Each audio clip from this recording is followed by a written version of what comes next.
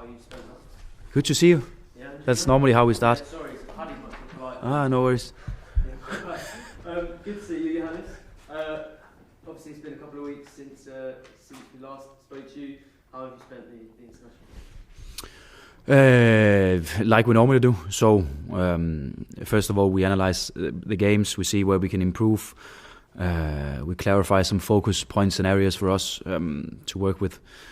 Yeah, for the upcoming block of games, which is a little bit bigger than what we've been used to so far, because now we really step into a hectic period of games and months. So it's about making sure that everything we do is more or less following the right track, and of course also finding moments where we have to be better. Did it almost feel like you needed a little bit of a reset after the last few weeks? I think it's fair to say that it was tough the last couple of weeks. I think one thing is the results. Other thing is that we had to deal with a lot of situations with players in and out of the team, suspensions, injuries. So it was so much about just making as many players as possible available for the games, and there was not many towards the end. So many things going on. So I actually think, like I also said after the Bristol game, I think it was okay for us as a team to have that week off, with all due respect to the guys who went on national duties, because of course obviously we had some players who've still been playing, but for some of them to have a little bit of a restart and at least have a couple of days off. You mentioned those injuries. What sort of state is your squad in at the moment? It's better. It's looking better. So we have Barnsley is back with the group, Gibbs is back with the group, O'Neill has been back. What more? Fassi is with the group again.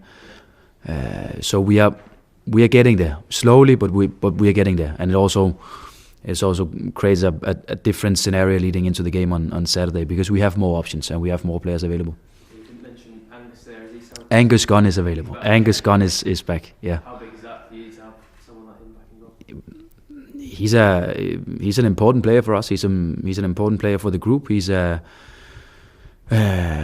I think obviously before the injury he was performing on a high level. He just came from that very, very good performance in Derby. Played the home game, or at least a first half of it against Hull. But we're performing good. So it was not good for anyone to have that injury. So it's good to have him back. Yeah. What about Marcelino Nunez? Is it looking like it might be a little bit too early? Yeah, it is. I think what we do is that we integrate him slowly with the group. Maybe just a little bit tomorrow. Let him have a day off in the weekend. Maybe have him in on Sunday, and then nice and easy integrate him on Monday next week. So I think realistically we can start talking about game minutes for him Saturday next week. Yeah, I think Shane Duffy and Callum Doyle both pulled out of their international squads as well. Yeah. Will they be available this weekend, or is there still... I hope so. We assess them tomorrow. I hope so. I think for both of them it's been a matter of playing many minutes, and maybe also, to be fair to them, too many, because obviously we didn't have the possibilities to rest them like we wanted to, and Shane was playing with some calf issues in the last one against Bristol, and the same with Callum, had some issues and played through it because he had to. So it was good for them not to go, and I think we assess them tomorrow. Hopefully they can be available. On Gateful side, is that still looking like the same? Yeah. So here we're still talking about, I think, a couple of weeks before we can start to integrate him in training in. Yeah, last one on injuries, I promise. But everyone else has come back. Who's that? It feels like we've mentioned every one of them. But everyone else has come back from international duty with no other issues or anything? No. You mentioned Ashley Barnes is back, and I wanted to ask you a little bit about him. Obviously, you don't really play with that much of a recognised number 10, which I think is where he probably spent most of last season. Where do you see him in your sort of system? I see him for us as a 9. I think we can easily find a role for him where he can drop and link the game and find that space in between the back line and the midfield line to operate in. That will be fine, but we need him in the box for us. But I think what we've seen so far, Also because it is a player I've never trained him before. So the couple of days he's been in with us now is the first time I've seen him in training. So, but he's a good link-up player, and I can see that he'll be valuable for us because he can link with the midfield, he can link with the wingers. But it's important still that we get his presence in the box. Off the ball, would it have to be a bit of a different role as well, because maybe he isn't the same sort of pressing player? No, but I don't think we should underestimate that his quality is also reading the game, and I think he's clever. I watched back some of his especially late Burnley performances when they were in Championship a couple of seasons ago, and I think he did well. So he's clever. He's a good game reader. Of course, he will never produce numbers like Marcelino for us. That's impossible. But I think he will organize that first line of pressing well. I suppose he's someone who's going to be desperate to be back involved. I think he is, and I think he has been for quite a while now. Yeah.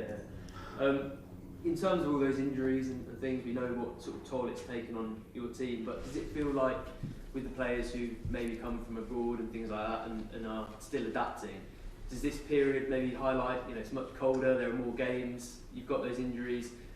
Is now the period where maybe that adaptation is starting to be a little bit more obvious? Let's see. we find out. It's a difficult question because I think the good thing for us was that, and it's not only because of injuries. Let me also just underline that. There's many aspects to it, but I think what we saw just before we started to have a lot of injuries was some high quality in the games, and I think that's been important for the group also, knowing that still, even though it was difficult the last 3-4 games for us.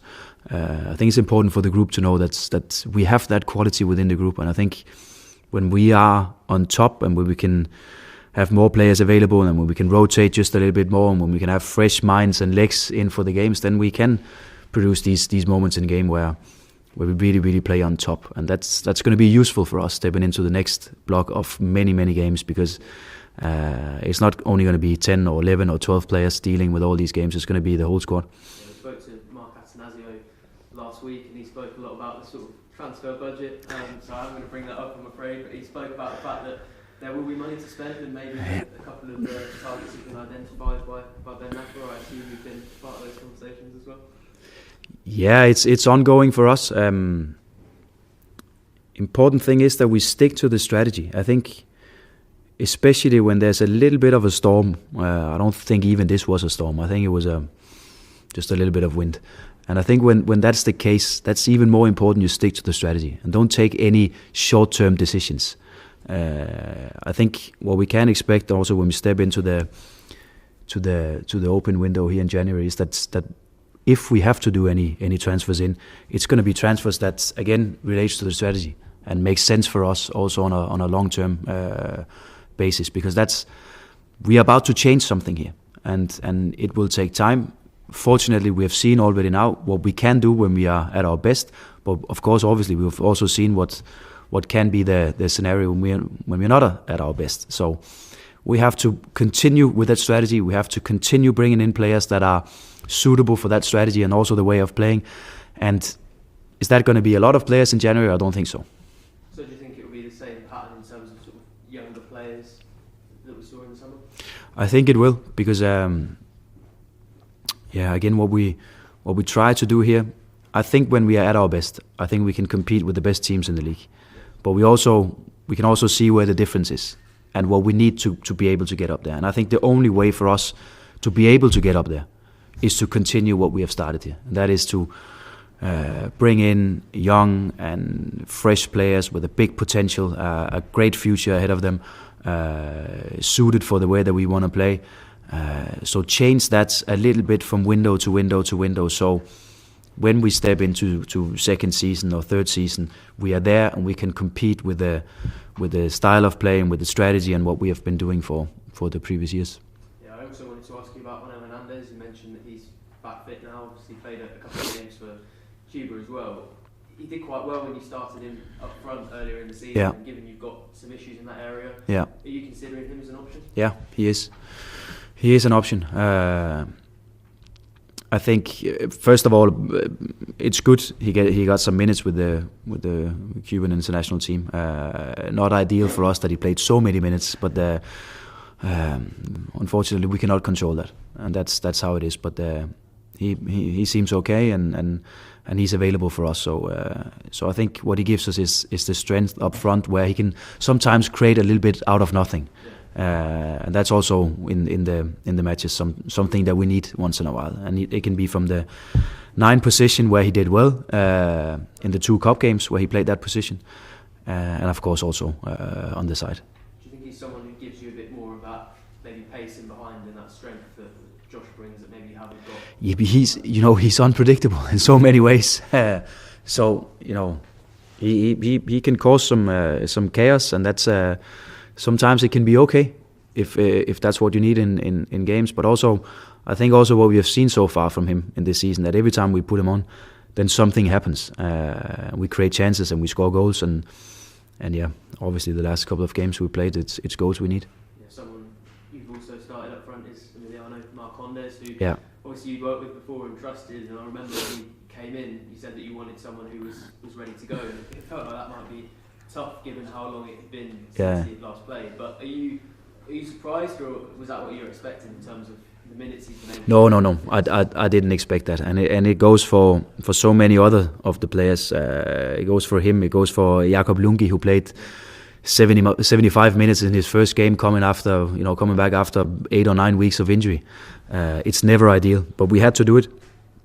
The same with Oscar Svarta, where we agreed on when we signed him this summer that this first season will be a season for him to adapt to the league, learn the system, the physicality, the intensity in the league, and then in the second season, hopefully be a regular starter for us. But the fact is that he's been starting a lot for us so far. So some of these guys has really pushed it to the limit, and maybe also a little bit more. Emiliano is one of them. So fortunately, no injuries, and all of them available. And that's good, because the experience that they have got now from playing a lot is useful. Is Marcondes someone who you feel can almost represent your ideas on the pitch? Yeah, he is, and what he also brings to the team is that intensity in the game, and that willingness to do whatever it takes to win. I think he's always involved in a lot of situations in the game. He's sometimes a guy that's difficult for us coaches to take it easy just once in a while, also in training. But it affects the rest of the group and affects the team. But like the others, of course, we need a little bit of we need a good performance, and we need a good result, and we need to something to lift the group again. And I think he's been trying a lot, but it's something for all of us. Yeah, you also mentioned Callum Doyle earlier. Yeah. It's probably fair to say that he hasn't been hitting the same sort of heights that he was at the start of the season, but you also mentioned that sort of small injury he's been carrying. Do you mainly put it down to that? Yeah, it's the same with you. So whenever you have a week off and you come and ask me questions, the questions are always better. But if you have to continuously ask them and make them up, day after day after day, without any rest, the level of the questions also drops a little bit. So that's how it is. It's natural in this world, and for Callum as well, we could see towards the end he was struggling, and he was tired, and also mentally tired, which is fair play, and that's also why I said after the Bristol game that credit to all the players. It's been a tough moment for them, a tough period in the season. That's how it is. We deal with it. We make sure that we come back stronger now. So is that another thing you feel you can almost get a little boost out of in these next few games? Obviously, people will be looking at the players who are coming back. Yeah. But do you think you can also get a bit more out of players who have been playing but maybe haven't been able to show their best because of the situation? Yeah, I think so. I think this, 10, 12 days, I think it's been good for everyone. But also good for us that we now have more options, so we can rotate a little bit more. We can make sure that we play with fresh legs and also minds, because that's also something that can be tired after playing match after match after match, and all this traveling and all this preparation and so on. And it gives us many options. And then, like I said, it's still the experience that these guys now got from all these matches. Hopefully it's going to be very useful for us. Yeah, moving on to this weekend more specifically in West Brom, what are you expecting from that? expect what we have seen all season, that it's a solid team. It's a team that is difficult to break down. They concede few goals and they concede few chances. All of them more or less in the team with a lot of championships, for some of them Premier League experience. So I would call it a performance team. It's made to perform right now. That's probably also what we see. So it's going to be a tough one, but I think we try to look at it in a way where, you know, there's no easy games in this league. So I think it can also be for us on Saturday to go and pick up the 3 points. In terms of tactically how they set up, what do you expect that to look like as well? Yeah, the same again. In some situations in the game, defensively for them, they can go man for man and create a very physical game picture. Sometimes they can drop a little bit lower in their 4-4-2 shape and really be compact and like I said, they're not conceding many chances. So it's a solid team, and we have to really, really be at our best to make sure that we circulate the ball with enough speed, that we move with the right timing, again the right speed. So we use these moments in the game where they open up a little bit, because it's not often that happens. Yeah, I think you've spoken before about how good the away support's been for you, and of course your team will need that again. I think, like I said a couple of weeks ago, I have the feeling that a lot of the fans and sometimes they show emotion and are frustrated, but I also feel that a lot of them are really, really well reflected, and when I meet them in different scenarios, they ask really good questions, and we have some really, really good football discussions going on. I think what I sense is that they buy into what we're doing here, and it's not, like I said so many times, it's not only about me. It's Ben, and it's the coaching staff, and it's the players, and it's everyone in the club at the moment, where we're trying to change something, and to change something to hopefully the better. It will take some time, but doing the way, we need all the support that we can get, and it's just fantastic. I heard that we have 2,500 fans away in West Brom. That's fantastic. Yeah, just a couple more from me. Wanted to ask you about Anis Ben Slimani, who obviously you had to throw in probably a little bit earlier than you would have liked to in that Bristol City game. Yeah. But that fitness has been a bit of an issue. You've spoken about that. Is that something that you've almost got a time frame for, when you expect that to be sorted out almost, or is that something that you think will persist throughout his Norwich career? No, it should not be a case like that. It should be something that we can deal with, especially when we have more players available. So again, the Bristol game was a bit about crossing our fingers and closing our eyes, and then hope for the best. And luckily, he got through it without any setbacks or injuries. So he has spent the last 10-12 days well with rest, but also to build up the strength again that is needed for the rest of the season. So again, the more players available give us better scenarios and solutions, and we have the time to rest players when they need it. And for a guy like him, we could see he came with some fitness issues from Sheffield, so we were all aware of that.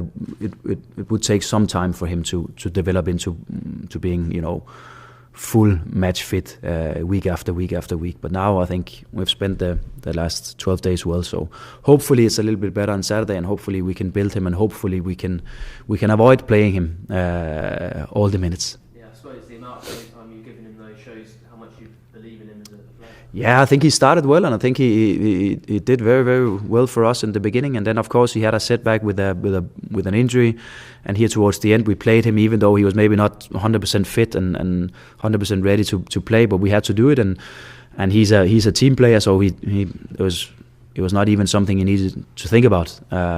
He was ready, and he was ready to give everything he had. So that's positive. But now, like I said, we're in a better state with the team. So we can take even better and more clever decisions. Yeah, just finally, we're here at the Nest because it's the EFL week of action. How much have you seen from this club in terms of how active they are in the community? It's something everyone always talks about as a strength. Yeah, I think first of all, as a football club, you have to understand that the reason why we have a football club and are privileged to work in a football club is because of the community.